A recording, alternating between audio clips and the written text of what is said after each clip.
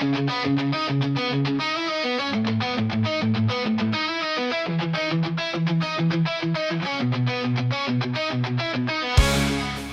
and welcome everyone to PopCultX. I'm Gabriel. With me, as always, is Danny, and we are the hosts of PopCultX, pop culture news from a Gen X perspective. Welcome to episode 170. Let's go ahead and jump right into it. How are you, Danny? I am well. I'm doing good. Yeah. Everyone out there, thanks for tuning in. Thanks for liking, sharing, following. And if you haven't done so yet, go ahead and like and share. Hit that button right down there. Follow us on Spotify, Apple Podcasts, YouTube, all the social media platforms. Because, you know, like I like to say, sharing is caring. So go for it. But I'm doing okay. I'm still watching with a close eye the LA fires. Yeah. And their devastating effect. So I don't know if people out there, if you're watching this and you're able to, consider supporting relief efforts, whether it be from donating to organizations like the Red Cross, volunteering, or just helping spread awareness. You know, any bit of that helps and makes a difference. So that's something that's been on my radar since it started. And it's just been quite devastating to see.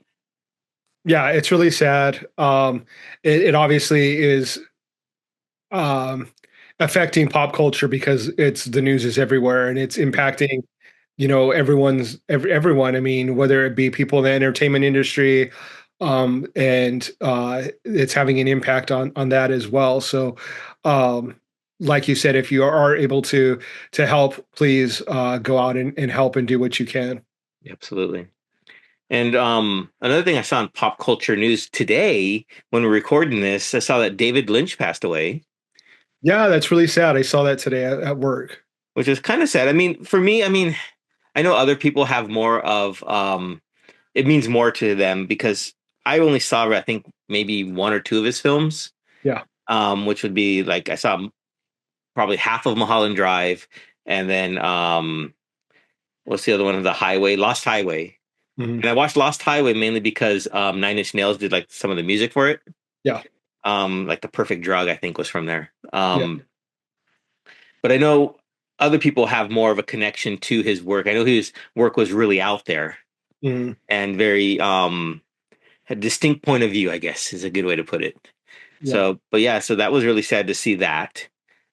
It was really sad to see another person that passed that is, you know, was creating good things and putting good things out into the world and entertainment universe. And we're gonna obviously have a big space is going to be missing from him. Absolutely. Another one that passed, and they always seem to come in. What is it? They come in threes, right? Yeah. Is that what the whole myth is or whatnot? So the second one that I saw today that passed was Bob Uecker, the baseball announcer from movies. You might remember him from the movie Major League, where he's like just a bit outside, you know, from the announcer. That's where probably the crossover to pop culture where he comes in from. But he was a longtime baseball announcer, player. So that one really hit a little bit more closer to my house, my home, because I'm a big fan of baseball, big fan of the movie Major League. And so just hearing that, I was like, oh, well, that sucks. But he led a long, colorful life, and I'm glad I got to enjoy his commentary while I did. And while it's sad that it happened, I'm glad that he was around for us to enjoy. Yeah. Yeah. Hopefully there's not like a number 3. Right. It's like, okay, who's next?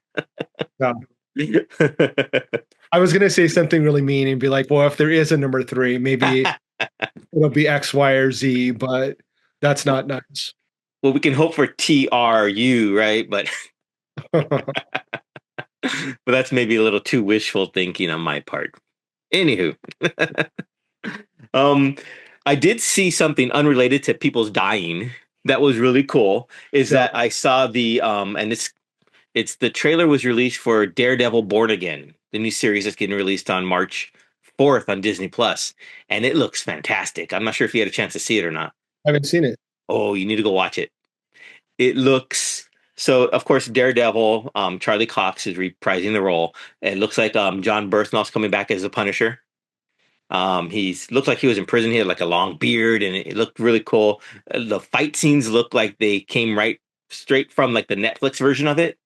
So it looks pretty gruesome, pretty violent, which is, different than what Disney Plus normally does, because they touted Echo. I don't remember when the show Echo came out.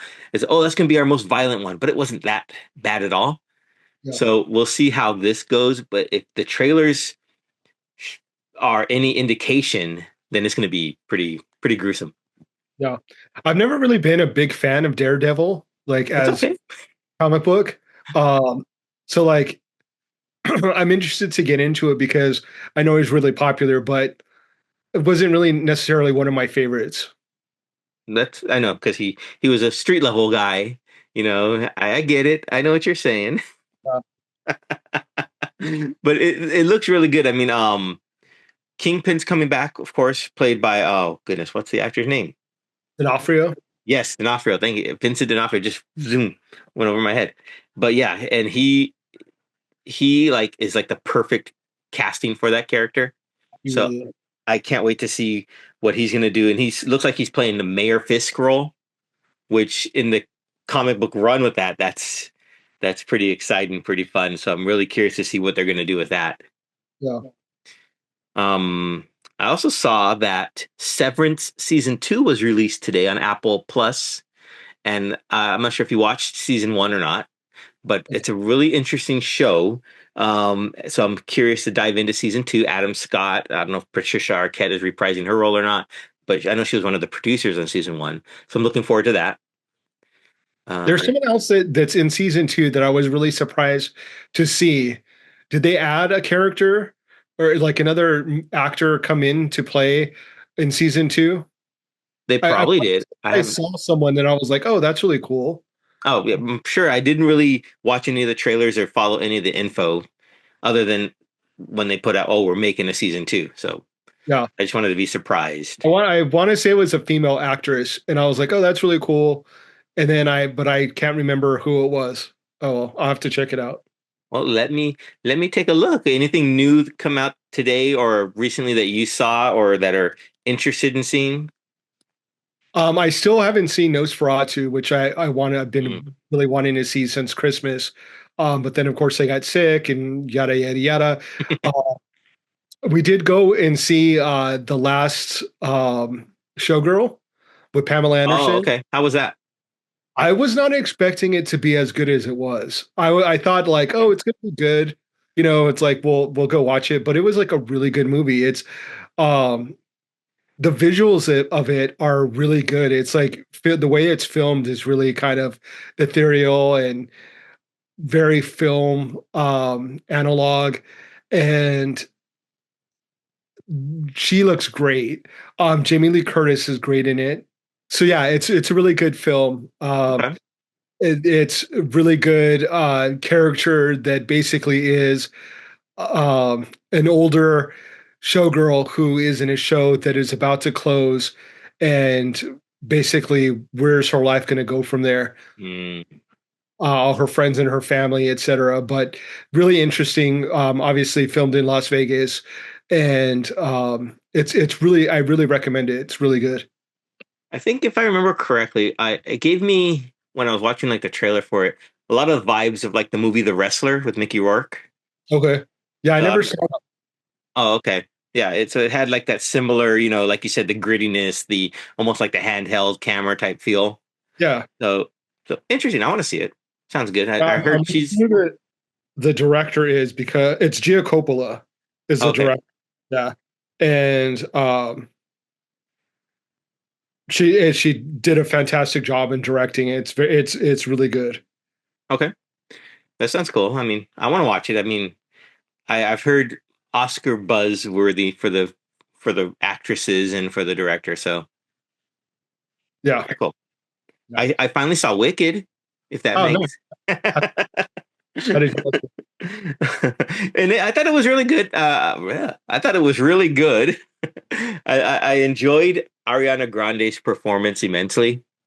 yeah. Now, you've seen the stage production, right? I know you don't remember it much, but you've seen it. Maybe you can help me figure this out. did Grande's like the hair flipping thing, was that created by her for the film, or did that come out of the stage production? I think that's out of the stage production. Okay. Okay, that's what I was wondering because that was funny. That made me laugh. I don't know why it made me laugh so much.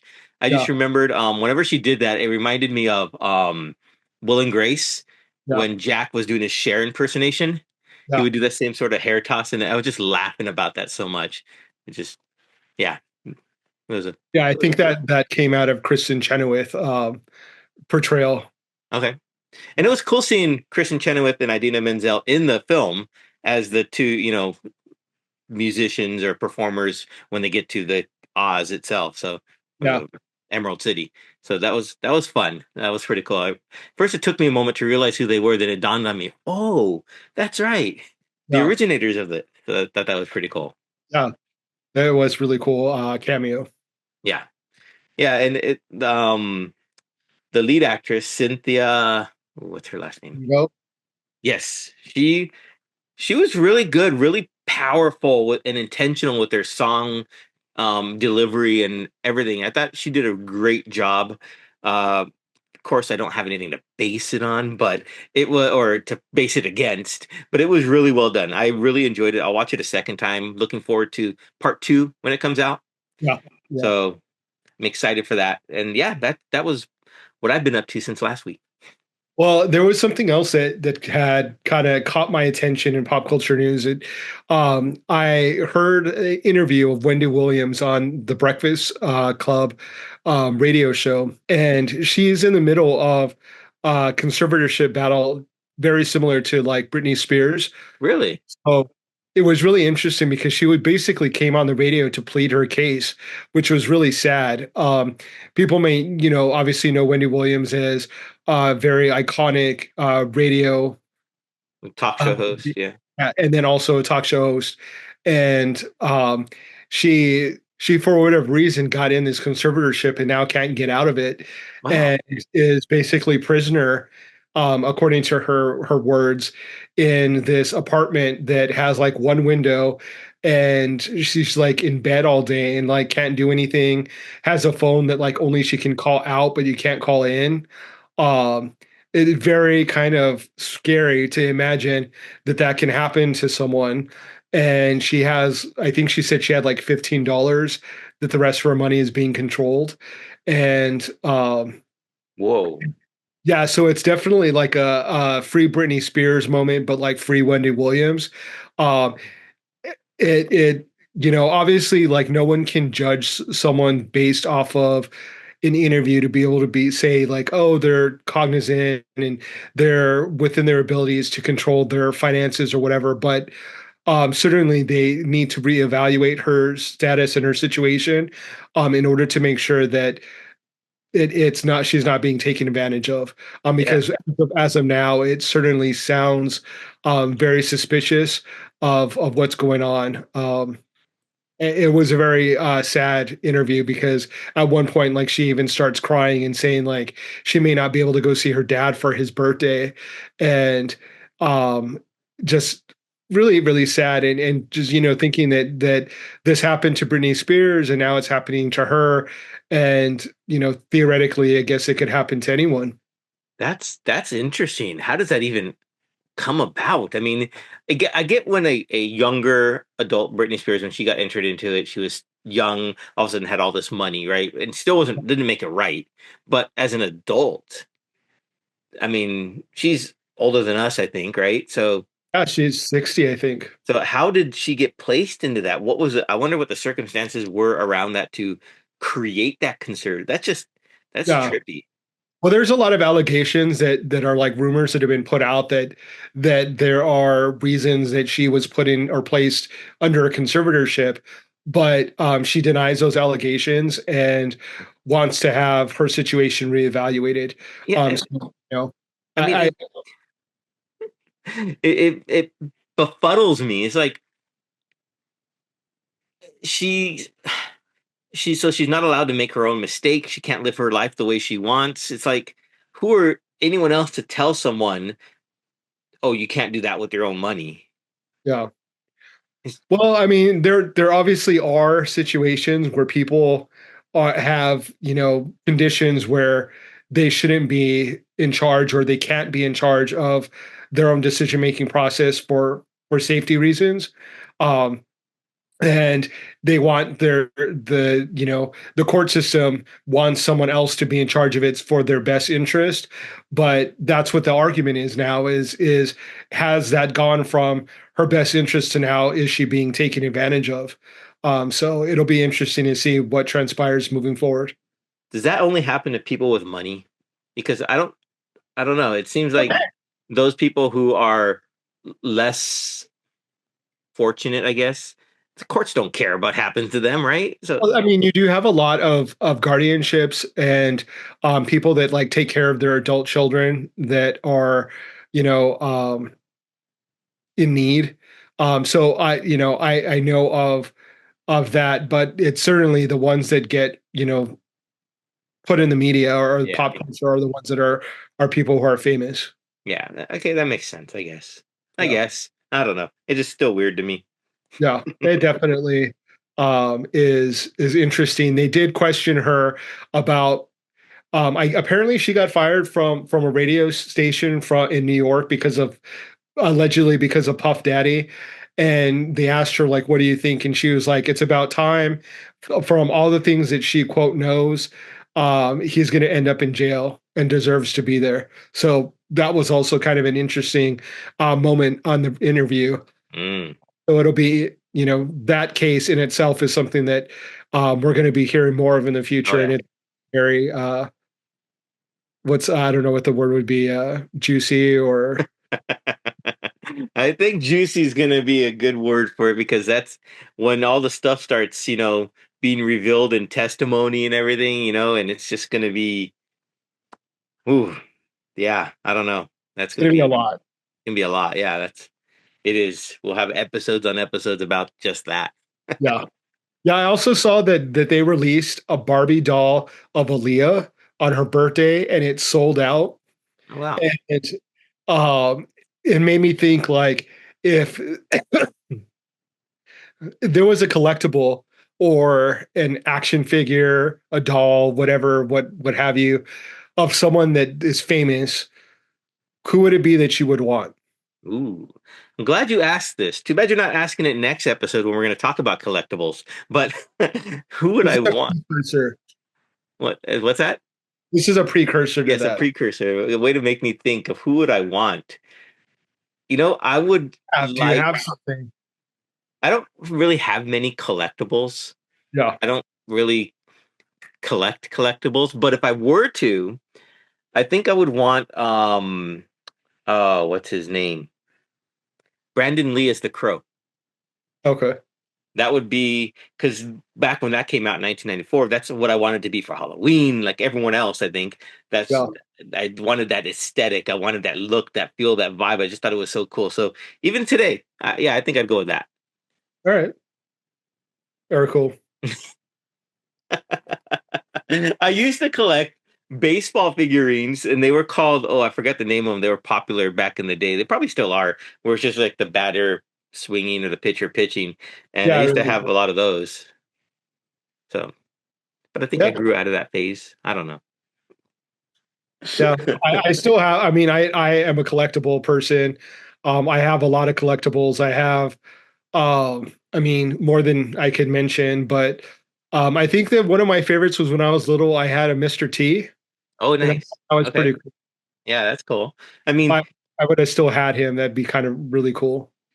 are we including like the wrestling figures and stuff like that? Because I used to have like my Iron Sheik, Hulk Hogan, Andre the Giant type stuff, Yeah. and those were fun. I remember they were like molded plastic that were or rubber or whatever, but they were fun to play with.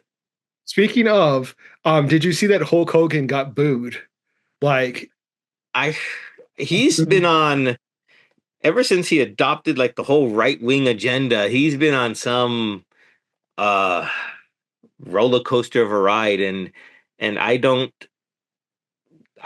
have any sympathy for him in that yeah, regard. If he gets booed because he's just been out there. yeah, it was at a wrestling event. I don't know which one or where what, but he came out and expecting to hear like thunderous applause, and Mhm. whole crowd was just flipping him off and booing him. It was crazy. That's And awesome. I don't think that and it's not because of the conservative thing, because there are other conservative wrestlers that have come out and they were not treated that way. But I Okay. think it has more to do with like the footage of him admitting that he's like a racist Yeah. and Yeah. he's an N-word and like a bunch just crazy, crazy stuff. Yeah. And so like for that, he definitely deserves to get booed. Like a pie in the face is like apropos. Yeah. Yeah. He's definitely going through it, as rightly so. So, Yeah. like I said, no sympathy for him right now. Yeah. Speaking of no sympathy, what was her name? Anita Bryant, I think. She just died. She was like the anti-gay not politician, but like anti-gay figure. She used to be like a singer or The from name like, sounds familiar. Yeah. yeah, well, she just died, so that's, good. And that's all we need to say about that. And that's good. I like that. No, it's funny that when someone dies that they're known for like their anti whatever stance, and Hmm. she's anti LGBT. Like that's how you want to be remembered, is like anti a group of people. Right. Like Right. crazy to me. Right. Like you're going to be known as an anti group of people forever. Hmm. That's what your legacy is. Yeah. Anyway, Yeah. Scary thing is she didn't have a problem with that. Right. yeah, right? Yeah. So that's the terrible thing. Yeah. But speaking of legacies, let's turn our eyes to our pop culture time capsule.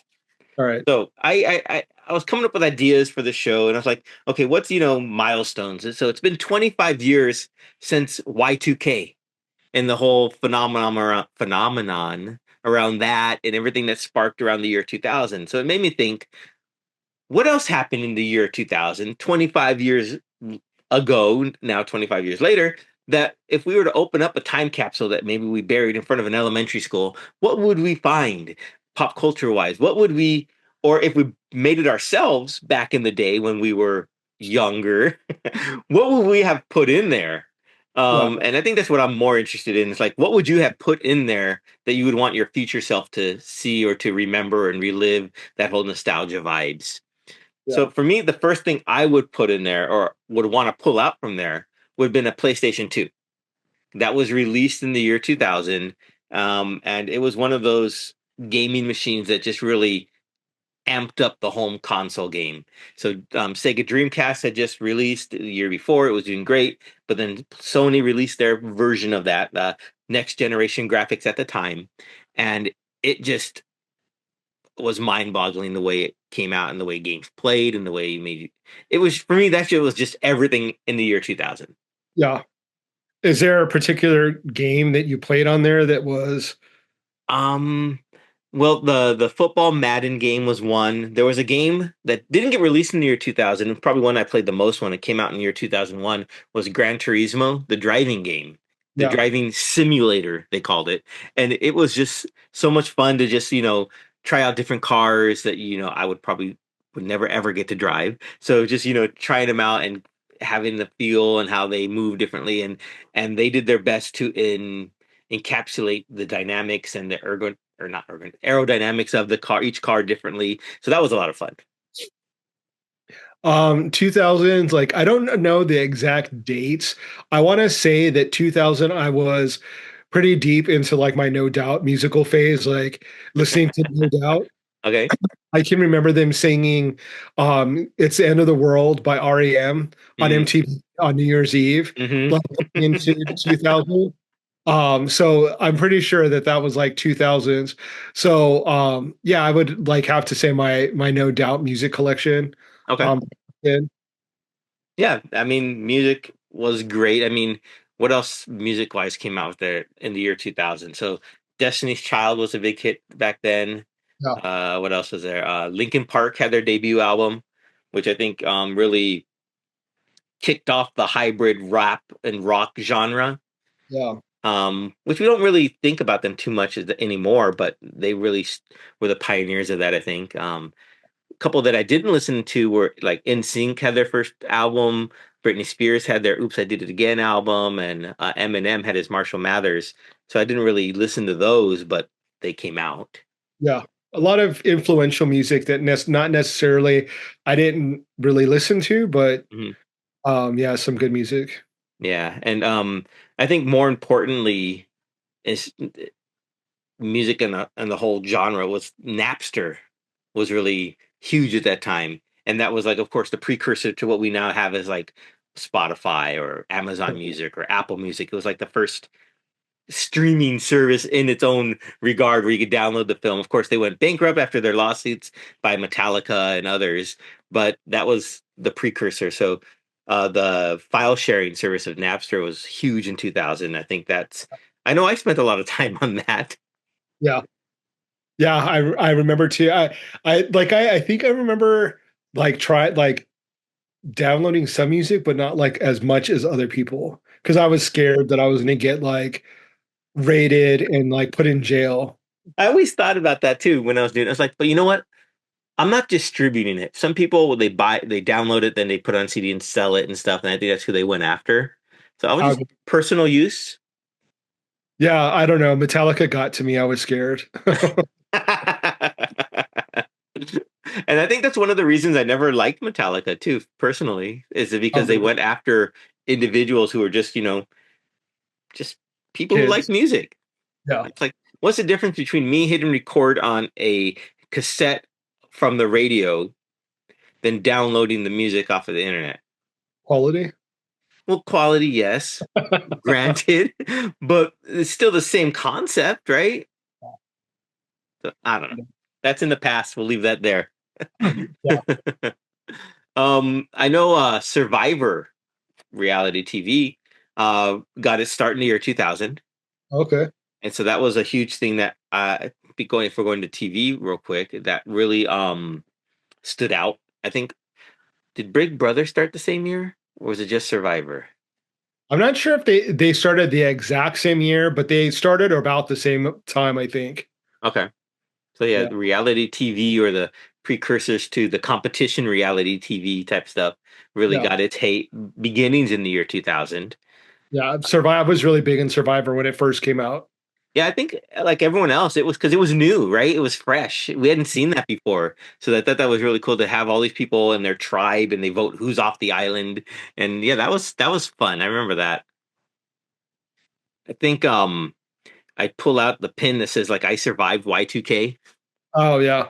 'Cause speaking of pop culture, so that was like probably the biggest thing, right? It's like I remember my wife Christina, she was working at Wells Fargo and they Yeah. had the we're Y2K ready pin, and that I was, computer savvy, I guess, or familiar with computers, so I knew about the potentiality of some systems going down, even though it was kind of like a letdown, nothing really happened.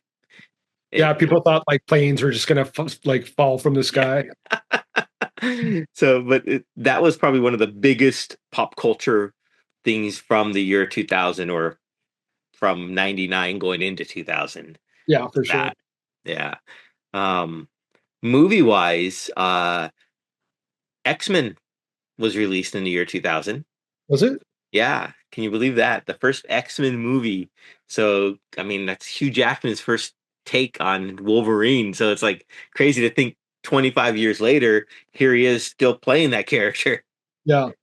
So, um, also, I think what I would pull out would be a DVD of The Matrix, which came out 99, but the DVD got released at the end of 99. So that definitely would have gone into my time capsule because I think it's one of those films that was ahead of its time, even to today. If you look at it and how it's even more relevant to kind of like the AI world we're living in, right? Where people are like, are we in a simulation now? Are we living in a simulation? Right? That's what the Matrix alluded to. And so that would be probably one of the things that would I would definitely pull out would be my Matrix DVD. Right on. Yeah, I would agree with that. I mean, book wise, I don't remember any books back then. I didn't really look that up either. So I looked up video I games can't and really think movies. of like books of 2K like that. Nothing like comes out in my from my head, like anything I read that in particular that year. right? It's just, I think mainly movies for me. I mean, Yeah, um, what other movie? Like Crouching Tiger came out in the year 2000. it's such Bring a It good. On came out in the year 2000. And that's a movie that I think, I'll still watch that today if it's on because it's fun. Yeah, it's a classic. Yeah, so Gladiator too. Not part two, but Gladiator came out Yeah. in the year 2000, which is another film I just saw recently, Gladiator Part Two. So, um, talk about a time capsule there, going back and I liked how in Gladiator Part Two, getting a little off topic here, how they basically retold the whole Gladiator One in like this animated style at the very beginning. Oh, I'm not sure really? if you've seen Gladiator Two yet or not. I haven't. Okay, you need to watch it. It's, I mean, there are some.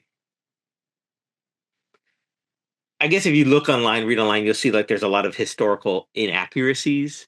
Yeah. But it's a film. I didn't really care about that. I mean, Ridley Scott did a great job of the epicness that he employed in the first part, brought it into the second part. Denzel did a great job um, as playing like the gladiator owner, I guess, but also with more ambition for something more. Which you once you see it, you know what I'm talking about. Yeah. Um, but yeah, those are some of the movies that came out. Oh, Final Destination Part One came out also. Oh, nice. That So that was a really interesting horror movie when it came out. The yeah, premise, there was something very different. it was, and I think a lot of people now still won't drive behind a truck with like tree logs on it because of that film. Yeah, yeah, for sure. I You think see, people just think of any way to die now, just like, oh, what if that falls and lands in the water of my bathtub? Like, yeah, it's just like you think of every way that you can die now hmm because, yeah, definitely. It's like, oh, well, if I wasn't meant to go, then maybe it'll catch up to me at some point. yeah. Oh man, so yeah, that's my time capsule for the year 2000. So hopefully everyone What out there. I don't know why, I just remember that, but like Conan O'Brien when he used to do in the year 2000. I was singing that all day. No, And he had the flashlight under his chin. He was like, "In the year 2000." Yeah, that is hilarious because he would do that with a bunch of different guests, and they would just go back and forth, and that was a lot of fun. yeah, So, if yeah, you're no. new to pop culture and you have no idea what we're talking about, go to YouTube and Google, or go to YouTube and search for Conan O'Brien year 2000, and you'll see what we're talking about. It's Yeah, awesome. yeah. Speaking of which, out there, if you have anything that you would include in your time capsule, leave a comment. Let us know what you would include. I'd be curious to see that. Okay, so the second part of this episode is now we're packing up our time capsule for the year. Well, I would say 2025, but let's include 2024, the end of it, because 2025 just started. Yeah. So I wouldn't include anything that's happened so far in 2025 yet. It's just been really a real a mess of a year, I guess. Yeah. So, what would you include? We can include 2024, like I said. What would you include, or what would you bury, so that 25 years from now, could open it up and say, "Hey, wow, that was really cool from then." Wow, that's a hard question because a lot of the music that I like from like last year is like classic stuff. Like it's not new stuff. So it would have to be like movies or books or like comics. Um, Trying to think of like what was the best comic of last year. Ultimate X-Men was pretty good. Okay, uh, Momoko, yeah, she did that. Um, what else?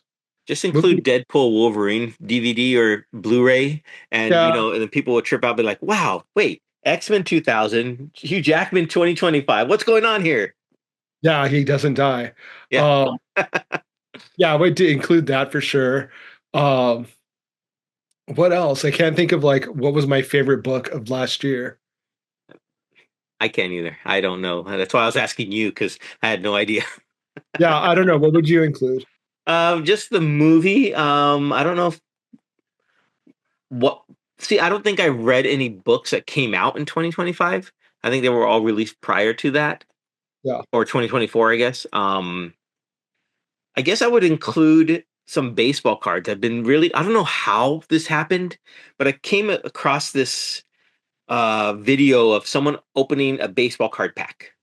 Uh-huh. And all of a sudden, now my algorithm is showing me all these people unpacking or unboxing videos, right? So I'm like, what is this? But it's really fun to see them open up these pack and see all these rare cards that they're finding like one offs. So like, I guess now Tops, which is like the major baseball card um, company, I guess. And they do like exclusives 1 out of 1 or 1 out of 50. And if you find any of those, they're really rare and they're worth a lot of money. Yeah. So it's like, it's just been fun with that. So I bought a pack of cards probably for the first time in like 30 years recently. So Okay. didn't have anything exciting, but it was just fun to remember that feeling of being a kid going to the baseball card shop and buying a pack of cards and getting home and popping in the chewing gum or whatnot. And so that was fun. I guess just for the nostalgia that I'd include a pack of cards for the year 2024, 2025. Okay.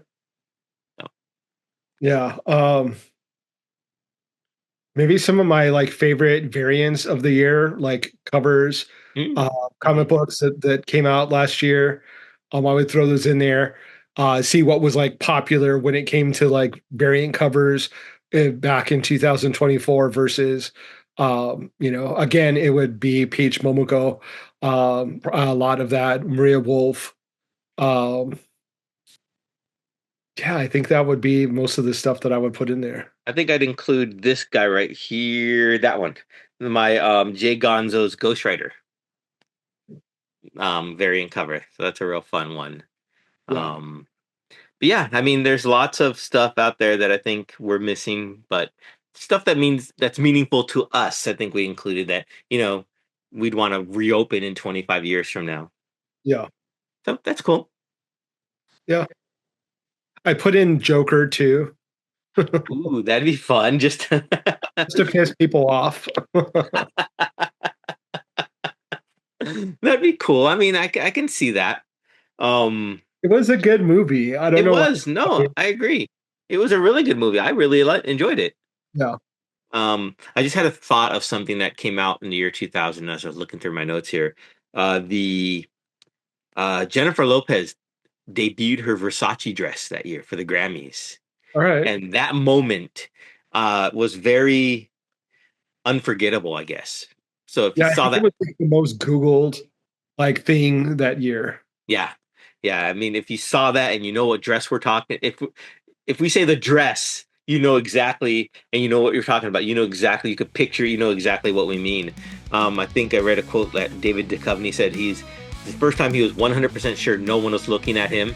Yeah. I guess he was presenting with her. But yeah, that was a moment that I think would fit in well with the time capsule. Yeah. So yeah, that's our time capsule.